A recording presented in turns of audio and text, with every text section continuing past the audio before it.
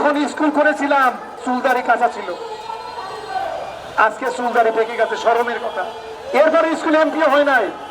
এর চেয়ে কষ্টের, এর চেয়ে দুঃখের, এর চেয়ে পরিতাপের বিষয় কি হতে পারে বলেন? আমাদেরকে বারবার আশ্বাস দেওয়া হয়েছে এমপিও করা হবে। এখন আবার নতুন নাটক শুরু করছে, 30টা স্কুল পরিদর্শন হবে। কেন 30টা পরিদর্শন হবে? 1772টা স্কুলকে আপনি এমপিও করে দিবেন, ঠিক আছে? নাটক বন্ধ করেন, নাটক করবেন না। এখানে একজন আপা সেদিন বক্তব্য দিয়ে গেছে, আপনারা জানেন, আমাদের আন্দোলনের দ্বিতীয় দিন সে বলেছে আমি আজকে 35 বছর এই স্কুল নিয়ে আমি আন্দোলন করতেছি। এই যে আমলারা মন্ত্রণালয়ে বসে আছে তাদের মতো ভণ্ড প্রতারক লোক কম আছে। এই আপা বলে গেলেন, আবার কথা আমি কোট করে বলছি, তা আমাকে বলেছে 2009 সালে নীতিমালা নাই, এমপিও করবো কি দিয়ে? নীতিমালা ছাড়া আমরা এমপিও করতে পারি না। কেন 19 সালে আমাদের নীতিমালা পাশ হয়েছে না? প্রতিবন্ধী উন্নয়ন নীতিমালা জাতীয় সংসদ কর্তৃক পাশ হয়েছে। সেই নীতিমালার আলোকে আমরা এমপিও চাই।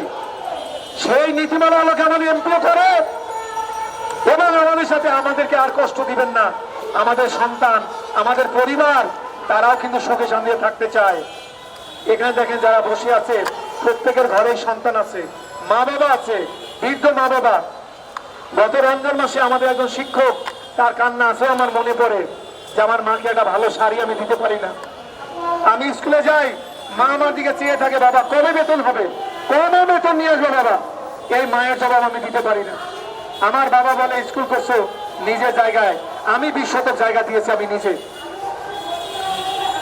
ঘর করেছি, স্কুল ঘর নির্মাণ করেছি, টিউবওয়েল করেছি, টয়লেট করেছি, বিদ্যুতের লাইন আছে, সবকিছু আছে, কিন্তু স্কুল এমপিও হচ্ছে না। এর চেয়ে পরিতাপের, এর চেয়ে দুঃখের, এর চেয়ে কষ্টের আর কি হতে পারে? সুপ্রিয় বন্ধুগণ, আপনারা নিশ্চয়ই আশাবাদী, আমরা সবাই আশাবাদী মানুষ, আমরা আশাবাদী হতে চাই, আমরা হতাশাবাদী নই। আশা করি আমরা অনতিবিলম্বে আমাদের স্কুলগুলোকে এমপিও দিবেন এবং আজকে সপ্তাহের সর্বশেষ কর্মদিবস আমাদের স্কুলকে এমপিও ভুক্তির প্রজ্ঞাপন ইস্যু করে আমাদেরকে নিজ নিজ প্রতিষ্ঠানে ফেরত যাওয়ার জন্য আমাদেরকে সুযোগ করে দিবেন।